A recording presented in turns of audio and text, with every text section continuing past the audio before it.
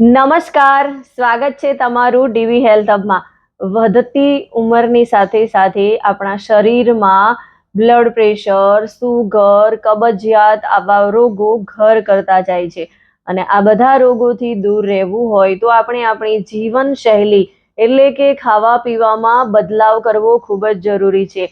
અને મોટા ભાગના લોકો પોતાના શરીરને સ્વસ્થ રાખવા માટે, ફિટ રાખવા માટે નવા નવા ઉપાયો આજમાવતા હોય છે, નવી નવી હેલ્થ ટીપ ફોલો કરતા હોય છે. અને ઘણા લોકો ન્યુટ્રિશનની સલાહ પ્રમાણે પોતાનો આહાર લેતા હોય છે, પોતાની લાઈફમાં ચેન્જ લાવતા હોય છે, બદલાવ લાવતા હોય છે. અને એ ખૂબ જ જરૂરી છે. જો આપણે આપણી લાઈફસ્ટાઈલમાં ચેન્જ કરીશું, ખાવા પીવાની પદ્ધતિ ચેન્જ કરીશું, તો આપણે ફિટ અને હેલ્ધી રહેવાના છીએ જ, કેમ કે આપણો આહાર જ આપણું મેડિસિન છે. અને આ બધી વસ્તુ પર ધ્યાન રાખવું ખૂબ જ જરૂરી છે. અને સાથે સાથે ફિટ રહેવા માટે, હેલ્ધી રહેવા માટે રોટલી ખાવી કે રોટલો ખાવો એ એક મોટો પ્રશ્ન છે. રોટલી ખાવી જોઈએ કે ના ખાવી જોઈએ એવી મૂંઝવણમાં મોટા ભાગના લોકો રહેતા હોય છે. તો ખરેખર વજન ઓછું કરવા માટે અને ફિટ રહેવા માટે, હેલ્ધી રહેવા માટે કઈ વસ્તુ આપણા માટે સૌથી વધારે બેસ્ટ છે એ સમજવું ખૂબ જ જરૂરી છે. અને એ સમજવા માટે મારી સાથે છેક સુધી બન્યા રહો. અને હા, મારી આ ચેનલને જો તમે સબસ્ક્રાઇબ ના કરી હોય તો પ્લીઝ ફટાફટ સબસ્ક્રાઇબનું બટન દબાવી દો. મોટા ભાગના ઘરોમાં રોટલી ખવાતી હોય છે.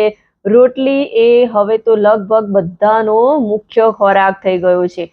પણ મોટા ભાગના લોકો રોટલાનો ઉપયોગ કરતા થયા છે, કેમ કે રોટલો ખાવામાં ઝડપથી પચી જાય છે. અને એના લીધે પાચન રિલેટેડ સમસ્યાઓમાં પણ સોલ્યુશન થાય છે. અને સાથે સાથે રોટલામાં જે પોષક તત્વો આવેલા હોય છે એ આપણા શરીર માટે ખૂબ જ ફાયદાકારક છે.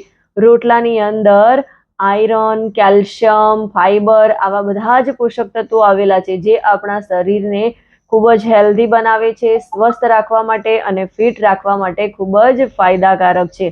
એક્સપર્ટ અનુસાર આપણે આપણા રોજિંદા આહારમાં રોટલાનો સમાવેશ કરવો જોઈએ, કેમ કે ભાત અને રોટલી આપણા શરીરની અંદર બ્લડ સુગર વધારવાનું કામ કરે છે, કેમ કે એમાં કાર્બોહાઈડ્રેટનું પ્રમાણ વધારે છે અને એ સુગરને ઝડપથી સ્પાઇક કરે છે. જ્યારે આપણે બાજરીનો રોટલો ખાઈએ છીએ તો એ આપણા સુગરને કંટ્રોલ કરવાનું કામ કરે છે. એમાં પણ સુગર લેવલ તો છે જ, પણ એ ઝડપથી સ્પાઇક થતું નથી, કેમ કે એની અંદર ફાઈબર ભરપૂર પ્રમાણમાં હોય છે.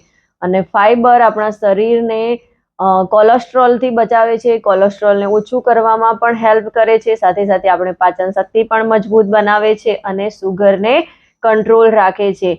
બાજરીના રોટલાની અંદર કેલોરી પણ ઓછી હોય છે. સાથે સાથે બધા જ પોષક તત્વો એમાંથી આપણને મળતા હોય છે, જે આપણા સ્વાસ્થ્ય માટે ખૂબ જ ફાયદાકારક છે.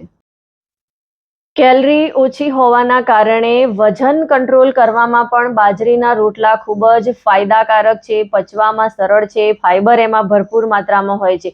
એટલે વજન ઓછું કરવામાં આપણને ઘણી બધી મદદ મળી જાય છે. અને સાથે જ જુવારના રોટલા પણ આપણા માટે એટલા જ ફાયદાકારક છે. જુવારમાં ફાઈબર પુષ્કળ પ્રમાણમાં હોવાના કારણે આપણી પાચન શક્તિને મજબૂત બનાવે છે. અને જુવારની તાસીર ઠંડી હોવાથી આપણા શરીરમાં ઠંડક પેદા કરે છે. એટલે જુવાર પણ આપણે ખાઈ શકીએ છીએ, જુવારનો રોટલો બનાવીને પણ આપણે લઈ શકીએ છીએ.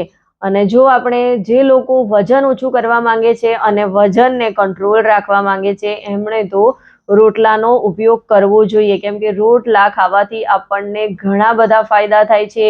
બાજરીનો રોટલો, જુવારનો રોટલો, રાગીનો રોટલો આ બધા જ રોટલા આપણા સ્વાસ્થ્ય માટે ખૂબ જ ફાયદાકારક છે, કેમ કે તેની અંદર ફાઈબર ભરપૂર માત્રામાં હોય છે, કેલ્શિયમ, આયર્ન, પોટેશિયમ, મેગ્નેશિયમ અને બીજા બધા વિટામિન્સ પણ એની અંદર આવેલા છે. જનરલી આપણે લાઈફ ટાઈમ ફિટ રહેવું હોય, સ્વસ્થ રહેવું હોય, રોગોથી દૂર રહેવું હોય તો આપણે આપણી જીવનશૈલીમાં અને સાથે સાથે આપણી ખાવા પીવાની પદ્ધતિમાં બદલાવ લાવવો ખૂબ જ જરૂરી છે. અને ખરેખર જો તમને ખ્યાલ ના આવતો હોય કે મારે શું ખાવું જોઈએ, શું ના ખાવું જોઈએ, તમારી લાઈફસ્ટાઈલ કેવી છે, તમારું શિડ્યુલ બીઝી છે, એ હિસાબે તમે તમારો ખોરાક નક્કી કરી શકો છો અને ખોરાકમાં કયો વધારે ખોરાક લેવો અને કયો ના લેવો એ પણ ખૂબ જ જરૂરી છે. અને આ બધા વિશે તમારે સરળ રીતે માહિતી જોઈતી હોય, વધારે ઇન્ફોર્મેશન જોઈતી હોય અને તમે પણ વજન ઓછું કરવા માંગતા હો તો મારી સાથે 1-to-1 કોલ બુક કરી શકો છો, જ્યાં આપણે લાઈફમાં કેવી રીતે જીવવું જોઈએ અને આપણી લાઈફસ્ટાઈલ કેવી હોવી જોઈએ, શું વધારે ખાવું જોઈએ એના વિશેની વાત કરીશું. અને એના માટે ઝૂમ કોલ બુક કરવો કમ્પલસરી છે. એના માટેની ડિટેલ ડિસ્ક્રિપ્શનમાં આપેલી છે, જ્યાંથી તમે મને ઝૂમ કોલ માટેનું બુકિંગ કરાવી શકો છો. અને જો તમને આ વિડીયો ગમ્યો હોય તો એને વધારેમાં વધારે લોકો સુધી શેર કરો અને મારી આ ચેનલને સબસ્ક્રાઇબ કરો. Thank you.